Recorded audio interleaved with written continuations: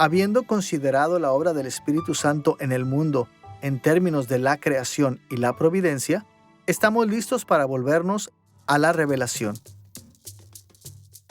Hay muchas maneras de definir la revelación, pero en general podemos decir que es la obra de Dios de darse a conocer a los seres humanos. La revelación es realmente una subcategoría de la providencia, porque es parte de la forma en que el Espíritu Santo gobierna la creación en general y los seres humanos en particular. La revelación toma muchas formas. Podemos aprender cómo es Dios observando la creación. Podemos ver sus características reflejadas en nosotros mismos y en otras personas. Puede enviarnos mensajeros angelicales o evangelistas humanos y maestros. Puede dar visiones, audiciones y sueños. Él nos ha dado su palabra en las Escrituras. Y Él puede incluso hablar a nuestros corazones directamente a través de la guía interna y la iluminación para ayudarnos a interpretar y aplicar las Escrituras. Discutiremos la obra de revelación del Espíritu Santo en dos partes. Primero, examinaremos algunos modelos teológicos para categorizar la revelación. Y segundo, veremos lo que la Biblia dice acerca del papel del Espíritu Santo como la fuente de la revelación. Veamos primero algunos modelos teológicos para categorizar la revelación. Los teólogos han creado muchos sistemas para categorizar la revelación que el Espíritu Santo provee. Pero para nuestros propósitos en esta lección, limitaremos nuestra discusión a 5 de los modelos más comunes. Una de las primeras distinciones que hicieron los teólogos fue entre la revelación natural y la revelación sobrenatural. En esta lección, usaremos el término revelación natural para referirnos al conocimiento de Dios que viene a través de las funciones ordinarias del mundo natural y la providencia. Esto incluye a toda criatura, objeto, sustancia y principio en la creación. Por ejemplo, el Salmo 19, versículo 1, habla de la revelación natural de esta manera. Los cielos cuentan la gloria de Dios, y el firmamento anuncia la obra de sus manos. Por contraste, la revelación sobrenatural es el conocimiento de Dios que viene directamente de Dios o de sus mensajeros. Incluye milagros, profecía, la inspiración de las Escrituras y cualquier otra intervención divina y extraordinaria obra de providencia. La distinción entre la revelación natural y sobrenatural reconoce correctamente que Dios usa muchos medios diferentes de revelación. Estos incluyen el universo natural, el reino sobrenatural de los ángeles y demonios y la comunicación directa con los seres humanos. También reconoce que debido a que Dios creó todo lo que existe, todo y todos revelan algo sobre Él. Sin embargo, tiene la debilidad de ignorar que toda revelación es en el fondo sobrenatural. A fin de cuentas, el mundo natural fue creado por Dios y confía en la providencia de Dios para mantenerlo y gobernarlo. Debido a que el Espíritu Santo es la fuente suprema de toda revelación, es útil pensar en términos de una continuidad entre la revelación natural y sobrenatural. Por ejemplo, una palabra directa y audible de Dios sería altamente sobrenatural. Un profeta humano inspirado sería algo menos sobrenatural. Y la observación de la mano creadora de Dios en el universo natural sería lo menos sobrenatural. Un segundo conjunto de categorías que a veces es utilizado para describir la revelación es la revelación redentora y la revelación no redentora. La revelación redentora es el conocimiento de Dios con la intención de lograr la salvación por medio de Cristo. Por ejemplo, el conocimiento de que Dios es misericordioso y perdonador es generalmente considerado redentor porque presupone la necesidad de redención de la humanidad. Es decir, si nunca hubiéramos pecado, no necesitaríamos misericordia ni perdón. Pero la revelación no redentora es el conocimiento de Dios que no toma en consideración la pecaminosidad o la redención. Por ejemplo, el conocimiento de que Dios es el Creador omnipotente sería considerado no redentor porque no nos enseña acerca de nuestra pecaminosidad o nuestra necesidad de redención. El poder de Dios es siempre el mismo, independientemente de nuestra pecaminosidad. Es importante reconocer que muchos tipos de conocimiento son no redentores desde una perspectiva, pero redentores de otra. Por ejemplo, reconocer la gloria de Dios, normalmente no redentora, podría ser la experiencia humillante que conduce a un pecador al arrepentimiento. Además, el conocimiento redentor es solo redentor para los que se arrepienten. Para los que no lo hacen, sirve como un medio adicional de su juicio. Lo vemos en pasajes como Mateo capítulo 11 versículos 21 y 22 e Isaías capítulo 6 versículos 9 y 10. Un tercer conjunto de categorías que muchos teólogos usan es el de la revelación general y la revelación especial. La revelación general y la revelación especial han sido definidas de diferentes maneras por diferentes teólogos. Algunos teólogos enfocan su distinción en los medios por los cuales se da la revelación. En esta visión, la revelación general es aproximadamente equivalente a la revelación natural, porque viene a través de medios naturales. Y la revelación especial es aproximadamente equivalente a la revelación sobrenatural, porque viene a través de medios sobrenaturales o preternaturales. En otras tradiciones, el enfoque está en la audiencia que recibe la revelación. La revelación general está dirigida a los seres humanos en general, de modo que sea potencialmente accesible para todos, mientras que la revelación especial está disponible solo para unos pocos. Este modelo reconoce correctamente que no todas las personas reciben la misma revelación de Dios, ya que hay claramente diferencias entre nuestras vidas, nuestras historias e incluso nuestras capacidades de recibir revelación. Por ejemplo, los que son ciegos no pueden recibir directamente los aspectos visuales de la revelación general, y alguna revelación especial, como las Escrituras, está destinada a ser presentada a todo el mundo posible. Otro acercamiento a estas categorías distingue entre el contenido de la revelación general y especial. Este enfoque es similar a la revelación no redentora y a la revelación redentora. En este punto de vista, la revelación general está dirigida a todos los seres humanos, independientemente de cuestiones como el pecado y la salvación. De manera similar, una revelación especial es dada a un selecto grupo de pecadores para quienes Dios quiere salvación.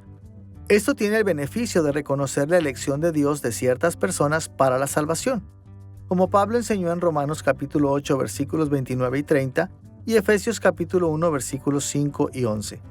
También enfatiza la determinación de Dios de tomar medidas especiales para llevar a estas personas a la fe y la madurez en Cristo, pero tiene algunas debilidades. Por ejemplo, la revelación que condena a los pecadores no es general, porque toma en cuenta el pecado, y no es especial porque no está necesariamente destinada a salvar a nadie. Un cuarto modelo que los teólogos usan para categorizar la revelación del Espíritu Santo consiste en la revelación de la obra y la revelación de la palabra.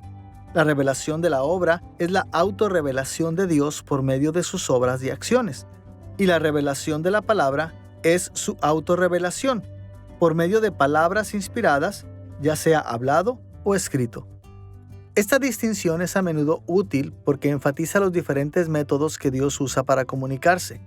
Reconoce con razón que podemos aprender mucho sobre Dios mirando sus obras, pero debido a que las acciones de Dios a menudo pueden ser ambiguas, también enfatiza la claridad de sus palabras sobre sus obras.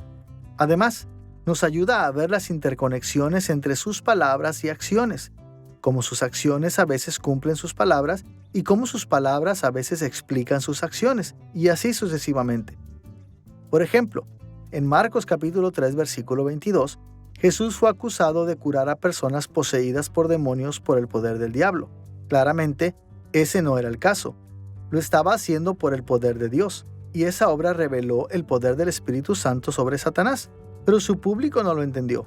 Por lo tanto, la revelación de la palabra de Jesús en Marcos capítulo 3, versículos 23 al 29, explica el significado de la obra de exorcismo. Por supuesto, una deficiencia de este enfoque de la revelación es que se centra principalmente en las obras dramáticas salvíficas de Dios y en las palabras que lo explican. En ese sentido, tiende a minimizar una revelación menos notable como la que se encuentra en el funcionamiento ordinario del mundo natural. Finalmente, el quinto modelo que mencionaremos que se utiliza para categorizar la revelación es la revelación mediata y la revelación inmediata. La revelación inmediata viene a nosotros a través de alguna forma de medio o medium, como la creación, o un mensajero profético, o las escrituras. Y la revelación inmediata viene a nosotros directamente de Dios, como el conocimiento innato de Dios mismo que ha puesto en todas las personas. Otros tipos de revelación inmediata incluyen iluminación y guía interna, dones divinos de conocimiento o entendimiento que las Escrituras frecuentemente atribuyen a la obra del Espíritu Santo. Vemos esto en lugares como 1 Corintios 2, versículos 9 al 16, Efesios capítulo 1, versículo 17, Colosenses capítulo 1, versículo 9 y 1 de Juan capítulo 2, versículo 27. Este modelo nos recuerda ser sensibles a los movimientos del Espíritu Santo en nuestras vidas, pero también se puede abusar fácilmente, ya que muchas personas no pueden distinguir entre la guía interna y la iluminación, y los pensamientos y sentimientos que naturalmente llegan a ellos. Y esto plantea algunas preguntas importantes. ¿Cómo podemos determinar la fuente de nuestros pensamientos, emociones, visiones, audiciones, sueños e incluso nuestras interpretaciones de las Escrituras? ¿Cómo podemos saber si provienen del Espíritu Santo o tal vez de un ángel y por lo tanto son confiables? ¿Cómo podemos estar seguros de que no nos estamos engañando a nosotros mismos ni somos engañados por un espíritu demoníaco? Pasajes como Hechos capítulo 17 versículo 11 y 1 de Juan capítulo 4 versículo 1 nos advierten que no debemos ingenuamente creer que cada revelación, iluminación, interpretación y tradición proviene del Espíritu Santo. De hecho, nos fomentan a ser escépticos y a probar cada espíritu y afirmación para ver si están de acuerdo con Dios y las Escrituras. Con estos modelos de revelación en mente, hablemos del Espíritu Santo como la fuente de revelación. Una cosa que todos los modelos teológicos de la revelación comparten en común es identificar a Dios como la fuente suprema de la revelación. Porque toda revelación es de Dios, toda revelación es infaliblemente verdadera. Y porque eso es cierto, también es autoritativa. Nos obliga a creer lo que enseña acerca de Dios y a responder amando y obedeciendo al Dios que revela. Pero, ¿cómo sabemos que el Espíritu Santo, en particular, está directamente involucrado en revelarnos a Dios? El Espíritu Santo está en ambos lados del acto de la comunicación en las Escrituras, enviando el mensaje de Dios y asegurándose de que es recibido entre el pueblo de Dios para ser usado para su propósito. En el lado emisor, Segunda de Pedro nos dice que los santos hombres de Dios fueron impulsados por el Espíritu Santo, que el Espíritu de Dios usó su experiencia de vida, su educación, sus habilidades en conocer los géneros literarios y estar involucrado en circunstancias históricas para comunicar la interpretación de Dios de esos eventos, la palabra de Dios. Y así llamamos a esto la doctrina de la inspiración, que el Espíritu Santo inspiró a estos santos hombres de Dios. Pero Pablo, escribiendo a los Corintios en 1 de Corintios capítulo 2, también habla de cómo en el lado receptor, el Espíritu Santo está allí, dando dones al cuerpo de Cristo, dones de enseñanza, dones de discernimiento, para que el mensaje pueda ser interpretado, que se interpreten las verdades espirituales de maneras espirituales, de modo que el mensaje pueda ser recibido y entonces llevar a cabo su propósito de equipamiento para la misión del pueblo de Dios. Llamamos a esto la doctrina de la iluminación, que el Espíritu ilumina al pueblo de Dios y los capacita para que el mensaje del Espíritu, la palabra, pueda ser recibido y luego usado de la manera que Dios quiere. Las Escrituras a menudo dicen que la revelación es entregada a través de las obras de Dios de creación y providencia. Y, como hemos visto, el Espíritu Santo tomó y continúa tomando un papel integral en estas obras divinas. Además de esto, Juan capítulo 14, versículo 26, 1 de Corintios capítulo 2, versículo 4 y Efesios capítulo 1, versículo 17 y capítulo 3, versículo 5, todos identifican al Espíritu como quien nos revela a Dios, incluyendo lo profundo de Dios, como aprendemos en 1 de Corintios capítulo 2, versículo 10. Por eso Juan lo llamó el Espíritu de verdad. En Juan capítulo 14, versículo 17, capítulo 15, versículo 26 y capítulo 16, versículo 13. Y en Primera de Juan, capítulo 5, versículo 6, Juan incluso dijo: el Espíritu es el que da testimonio, porque el Espíritu es la verdad. Las Escrituras indican que el Espíritu Santo nos provee de cada categoría de revelación que hemos visto en esta lección. Pero todavía es útil considerar algunos tipos de revelación que la Biblia le atribuye explícitamente. Por cuestiones de tiempo, mencionaremos solo 3. Primero, como vimos en una lección anterior, el Espíritu Santo es responsable de la inspiración de la profecía y de las Escrituras. La inspiración del Espíritu de la profecía y de las Escrituras se menciona en lugares como Hechos capítulo 1 versículo 16, capítulo 4 versículo 25 y capítulo 28 versículo 25, en Efesios capítulo 3 versículo 4 y 5 y Hebreos capítulo 9 versículo 8. También es evidente en el don espiritual de profecía mencionado en 1 de Corintios capítulo 14 versículo 1. Y en el ministerio del Espíritu por medio de los apóstoles, descritos en Juan capítulo 14, versículo 26. Como un solo ejemplo, recordaremos lo que Pedro escribió en 2 de Pedro capítulo 1, versículos 20 y 21. Que ninguna profecía de la Escritura surge de la interpretación particular de nadie, porque la profecía no ha tenido su origen en la voluntad humana, sino que los profetas hablaron de parte de Dios, impulsados por el Espíritu Santo. Leemos en la Biblia que los autores humanos interactuaron con el Espíritu Santo para llevar a cabo las Escrituras tal como las conocemos. Hay muchos lugares a los que se refiere en el Nuevo Testamento, pero quizás lo más obvio está en 2 de Pedro capítulo 1, donde Pedro habla de la luz que brilla en un lugar oscuro, hablando sobre la revelación de Dios, y luego continúa diciendo en el versículo 21, porque la profecía no ha tenido su origen en la voluntad humana, sino que los profetas hablaron de parte de Dios impulsados por el Espíritu Santo. Y usted ve allí algo de la interacción entre la humanidad, el hombre siendo impulsado y el Espíritu Santo siendo el impulsor. Y tenemos en las Escrituras palabras totalmente humanas y palabras totalmente divinas, de tal manera que las palabras escritas por un ser humano, a causa de la intervención de Dios, se convierten en palabras llenas del Espíritu, inspiradas e infalibles para nuestro beneficio. Segundo, el Espíritu Santo está directamente asociado con la iluminación y la guía interna. Mencionamos la iluminación y la guía interna en nuestra discusión sobre la revelación inmediata. Aunque estos dones no siempre son distintos entre sí en las Escrituras, todavía podemos distinguir entre ellos. Iluminación es un don divino de conocimiento o entendimiento que es principalmente cognitivo, y la guía interna es un don divino de conocimiento o entendimiento que es principalmente emotivo o intuitivo.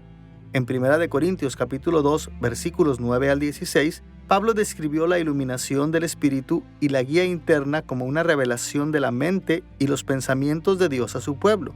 Pablo dijo que porque el Espíritu es Dios mismo, Él conoce la mente y los pensamientos de Dios, y Él revela esto a los creyentes para que podamos entender los dones benevolentes de Dios para nosotros. Por supuesto, también podemos aprender acerca de Dios a través de otros medios, como la creación y las Escrituras. Pero, en 1 Corintios capítulo 2, Pablo señaló que el Espíritu Santo concede directamente sabiduría e inteligencia a los creyentes, lo cual nos permite interpretar con precisión la otra revelación del Espíritu. Esto no significa que tengamos la misma autoridad que los apóstoles para hablar o interpretar las palabras de Dios. Por el contrario, pasajes como Juan capítulo 14, versículo 26 y Efesios capítulo 3, versículos 3 a 5, demuestran que los apóstoles y los profetas tenían una autoridad y percepción únicas. Sin embargo, a través de la guía interna y la iluminación, el Espíritu todavía nos concede conocimiento cognitivo y emotivo de su revelación. Vemos algo similar en Efesios capítulo 1, versículos 17 y 18, donde Pablo escribió: «Pido que el Dios de nuestro Señor Jesucristo, el Padre glorioso, les dé el espíritu de sabiduría y de revelación, para que lo conozcan mejor. Pido también que les sean iluminados los ojos del corazón». En este pasaje, Pablo indicó que el Espíritu Santo da la iluminación para ayudarnos a conocer mejor a Dios y la guía interna para iluminar nuestros corazones. También encontramos esta idea en Colosenses capítulo 1, versículo 9 y 1 de Juan capítulo 2, versículo 27. Tercero, otro tipo de revelación extremadamente común asociado con el Espíritu Santo es la categoría de milagros, señales y maravillas. En las Escrituras, los milagros, señales y maravillas eran obras extraordinarias de providencia realizadas por el Espíritu Santo. Las Escrituras asocian estas obras directamente con la persona del Espíritu en muchos pasajes, incluyendo Romanos capítulo 15, versículo 19, 1 de Corintios capítulo 12, versículos 7 al 11 y Gálatas capítulo 3, versículo 5. Y esto nos ayuda a ver que el Espíritu es el poder detrás de todas estas obras extraordinarias, tanto en el Antiguo como en el Nuevo Testamento, aunque no siempre se mencionan por su nombre. Además, la Biblia indica que el propósito de estos milagros, señales y maravillas era confirmar la palabra de Dios a la humanidad, especialmente a la humanidad incrédula. Como leemos en Hebreos capítulo 2, versículo 4, testificando de la salvación, juntamente con ellos Dios, con señales y milagros y diversas maravillas y repartimientos del Espíritu Santo según su voluntad. Como aprendemos aquí, el Espíritu Santo proveyó milagros, señales y maravillas como revelación, testificando al Evangelio. Tanto el Antiguo como el Nuevo Testamento confirman esta función reveladora de milagros, señales y maravillas. Por ejemplo, en Éxodo capítulo 4, el Espíritu hizo señales a través de Moisés, incluyendo convertir su bastón en una serpiente y causar o curar la lepra. Lo hizo para convencer a Israel de que Moisés iba a guiarlos. Las plagas en Egipto tenían la intención de probar a Faraón y a su país que el Dios de Israel era el verdadero Dios. Por lo tanto, se les llama señales y maravillas en lugares como Éxodo capítulo 7, versículo 3 y capítulo 10, versículos 1 y 2. Los milagros del Espíritu durante el viaje del desierto de Israel también se llaman señales en Números capítulo 14, versículo 22, porque ellos probaron que Israel debía seguir a Moisés a la tierra prometida. Deuteronomio capítulo 4, versículo 34 y muchos otros lugares en todo el libro, las señales y maravillas del éxodo de Israel apelan como prueba de la bondad y fidelidad del pacto de Dios. Y en 2 de Samuel capítulo 7, versículo 23, la conquista de Israel de la tierra prometida también se dice que ha incluido señales y maravillas, probando que Dios favorecía a su pueblo y tenía poder sobre los falsos dioses cananeos. El Espíritu Santo también capacitó a los profetas del Antiguo Testamento y a otros para realizar milagros, señales y maravillas que demostraron la verdad de sus mensajes. Por ejemplo, Daniel capítulo 4, versículos 2 y 3, indica que los sueños del rey Nabucodonosor fueron señales y maravillas, al igual que su locura y posterior restauración. Sus sueños confirmaron la profecía de Dios con respecto al futuro de Nabucodonosor, y su locura demostró que Dios era la fuente del éxito de Nabucodonosor. El rescate de Daniel de los leones también se llama señal y maravilla en Daniel capítulo 6, versículo 27, porque validó su ministerio profético. En el Nuevo Testamento, el Espíritu Santo usó señales y maravillas de manera similar. Por ejemplo, los evangelios, especialmente el Evangelio de Juan, llaman a los milagros de Jesús señales, porque verificaron su mensaje. Lo vemos en Mateo capítulo 12, versículo 39, Lucas capítulo 11, versículo 29, y Juan capítulo 2, versículos 11 y 23, capítulo 3, versículo 2, capítulo 4, versículo 54, y muchos otros lugares a lo largo del libro. El Evangelio de Juan a menudo se refiere a los milagros de Jesús como señales, para mostrarnos que no son meros estallidos de poder y no meramente señales para causar asombro y admiración. Ambos se usan en Juan y en los otros evangelios para describir las señales y maravillas de Jesús y los actos de poder. Pero Juan se enfoca en las señales porque sabe que estos milagros apuntan más allá de sí mismos. El convertir el agua en vino apunta más allá de la simple provisión en un banquete de bodas para evitar la vergüenza de aquellos que debían haber almacenado más vino. Es realmente una señal de que la fiesta mesiánica profetizada en Isaías 25 estaba comenzando. O muy obviamente, la alimentación de los 5,000. Como Jesús multiplica el pan, lleva a Jesús a un largo discurso en el que muestra que el pan que comemos e ingerimos en nuestros cuerpos nos alimenta solo brevemente, pero el Padre está dando el pan verdadero, eterno y vivificante del cielo, y que Jesús mismo es ese pan de vida. O de nuevo, la resurrección de Lázaro. Lázaro es resucitado de los muertos, físicamente restaurado a la vida en este mundo. Pero Jesús le dice a Marta realmente lo que esta señal está mostrando es que Jesús mismo es la resurrección y la vida. Y antes, en el Evangelio de Juan, Juan capítulo 5, Jesús habla del día actual, siendo el día en que la gente oye la voz del Hijo de Dios. Los muertos cobran vida. Ese es el poder vivificante del Espíritu al traer a la gente a la fe y la vida en Dios por medio del Evangelio. Y llegará el día en que todos los que están en las tumbas, físicamente muertos, resucitarán, ya sea para enfrentar el juicio, si no han creído en el Hijo, o para disfrutar de la vida eterna, porque el Hijo da la vida. Los milagros de Jesús eran señales y maravillas que atestiguaban la verdad de su persona y su mensaje. Por supuesto, como Dios mismo, Jesús pudo haber hecho cualquier milagro que quisiera, pero Él no hizo eso. En su lugar, incluso Jesús confió en el Espíritu Santo para sus milagros, y lo hizo para que su evangelio fuera confirmado por el testimonio del Espíritu Santo. Esto está claro en pasajes como Mateo capítulo 12, versículos 18 y 28, y Lucas capítulo 4, versículos 14 y 18. Y escuchemos las palabras de Pedro en Hechos capítulo 2, versículo 22. Jesús Nazareno, varón aprobado por Dios entre vosotros con las maravillas, prodigios y señales que Dios hizo entre vosotros por medio de él. La obra de Jesús fue un testimonio válido porque no lo realizó por su propio poder, lo realizó por el poder del Espíritu Santo. El libro de Hechos también menciona muchas otras señales y maravillas que el Espíritu Santo usó para dar testimonio del Evangelio. Por ejemplo, Hechos capítulo 2, versículo 43 y capítulo 5, versículo 12, dicen que los apóstoles realizaron muchas maravillas y señales milagrosas, y estos milagros los hicieron ser muy apreciados incluso por aquellos fuera de la iglesia. Además, en Hechos capítulo 4, versículo 30, la iglesia oró para que Dios realizara señales y maravillas a través de ellos como un testimonio a Jesús. Y otros episodios del libro de Hechos indican que Dios respondió positivamente a esta oración. Espíritu Santo usa todo en la creación para revelarnos a Dios, y a veces incluso se comunica directamente con los seres humanos.